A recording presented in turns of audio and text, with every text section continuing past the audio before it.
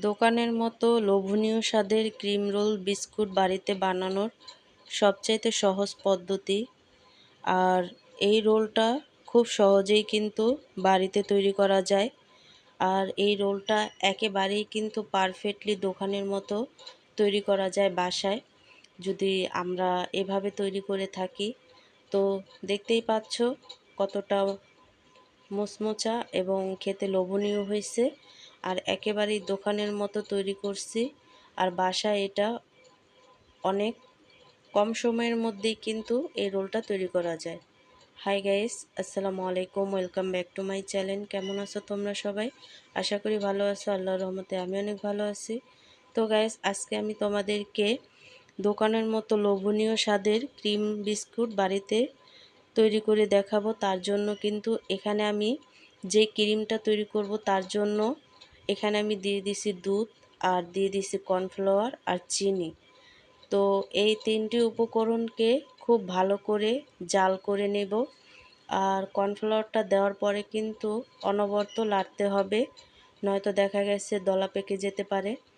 তো অনবরত নাড়তে নাড়তে দেখো অনেকটা ঘন হয়ে আসছে। তো ঘন হয়ে যাওয়ার পরে কিন্তু আমি চুলাটা অফ করে দিছি।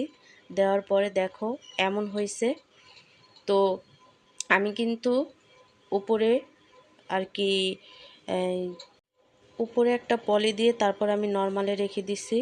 আর এখানে আমি যে রোলটা তৈরি করব তার ডোটা কিন্তু আমি তৈরি করব। তার জন্য এখানে আমি ময়দা নিয়ে নিছি, দিয়ে দিছি স্বাদ মতো লবণ আর সামান্য একটু চিনি। আর ময়াম করার জন্য এখানে আমি দিয়ে দিচ্ছি রেগুলার রান্না করার তেল। তোমরা চাইলে কিন্তু বাটার ব্যবহার করতে পারো। তো সেক্ষেত্রে কিন্তু টেস্টটা একইভাবে আসবে। তো খুব ভালো করে কিন্তু তেলটা দেওয়ার পরে আমি একেবারে ময়াম করে নিছি। দেখো ময়াম করার পরে কিন্তু আর কি ময়দাটা এমন হয়েছে।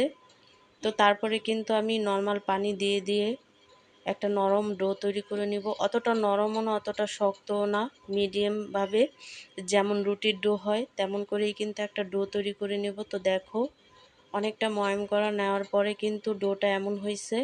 তো আমি কিছুক্ষণের জন্য রেস্টে রেখে দিব। আর এখানে আমি ক্রিম রোল তৈরি করার জন্য যেই ক্রিমটা সেটা তৈরি করব, তার জন্য এখানে আমি নিয়ে নিছি বাটার। আর বাটারটা নেওয়ার পরে কিন্তু অনেকটা আর কি ফেটতে হবে। আর কি যতক্ষণ পর্যন্ত এমন সাদা সাদা না হয়ে আসবে ততক্ষণ পর্যন্ত কিন্তু আমি ফেটে নেব। তো নেওয়ার পরে কিন্তু যেই কর্নফ্লাওয়ার যে মিশ্রণটা তৈরি করে রাখছিলাম সেটা দিয়ে দিয়ে তারপরে কিন্তু আমি এই ক্রিমটা তৈরি করে নিছি। তো তারপরে কিন্তু এখানে আমি রোলটা তৈরি করে নেব। তো আমি দুইটা লিচি কেটে নিছি। দুইটা লিচি কেটে নেওয়ার পরে কিন্তু একটা লিচি নিয়ে নিছি আমি রুটির মতো করে বেলে নেব। আর কি অনেক বড় একটা রুটি বেলে নেব পাতলা করে।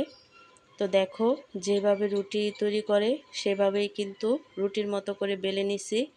তারপরে কিন্তু আমি সাইডগুলোকে সুন্দর করে সাইজ করে নেব। তো দেখো এভাবে করে সাইডগুলোকে কেটে নেব।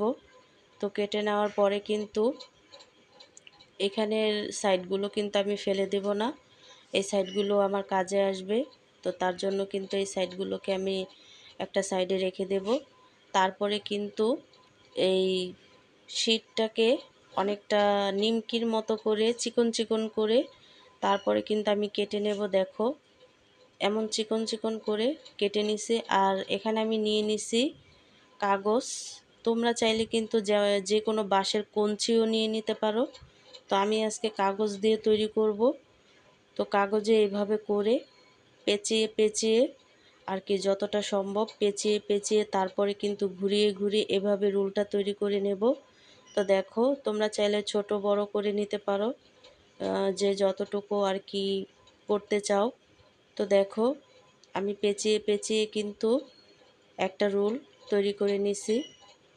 তো লাস্টে যেই অংশটা থাকবে সেটা কিন্তু সাদা পানি দিয়ে তারপরে আমি সিল করে নেব খুব ভালো করে। আর খুব ভালো করে সিল করে নিতে হবে যাতে তেলে দেওয়ার পরে যাতে ছুটে যাওয়ার ভয় না থাকে।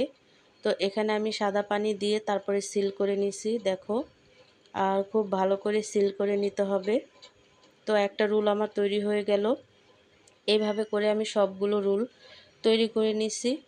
তো নেওয়ার পরে এখানে আমি তেল বসাইছি, তেলটা অলরেডি গরম হয়ে গেছে।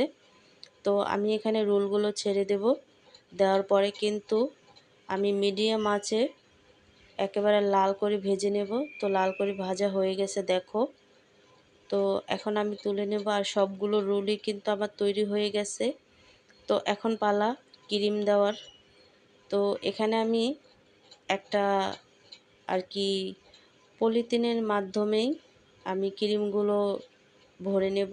তো দেখো এইভাবে করলেই কিন্তু ক্রিমগুলো অতি সহজেই কিন্তু রোলের মধ্যে প্রবেশ করে। তো দেখো একটা রোলে কিন্তু পুরা ক্রিম দিয়ে দিছি আমি। তো এইভাবে করে সবগুলো রোল আমি ক্রিমে ভরে নেব। তো দেখো তৈরি হয়ে গেল খুবই সুস্বাদু এবং খেতে মজাদার ক্রিম রোল। আর এই রোলটা কিন্তু দোকানের মতো লোভনীয় স্বাদেই বাড়িতেই তৈরি করা যায়। আর এটা বাসায় কিন্তু অনেক অল্প উপকরণেই খুব কম সময়ের মধ্যেই কিন্তু এই ক্রিম রোলটা তৈরি করা যায়। তো তোমরা চাইলে কিন্তু খুব কম সহজের মধ্যেই কিন্তু এই রোলটা তৈরি করতে পারো বাসায়। যে কোনো টাইমেই কিন্তু এই রোলটা তৈরি করা যায়, আর খেতেও কিন্তু অনেকটা টেস্টি হয়। তো আজকের রেসিপিটি কেমন লাগছে অবশ্যই কমেন্টে জানাবে। তো অন্য কোনো রেসিপি নিয়ে তোমাদের মাঝে আবার চলে আসব। আজকে এই পর্যন্তই। সবাই সুস্থ থাকবে, ভালো থাকবে। আল্লাহ হাফেজ।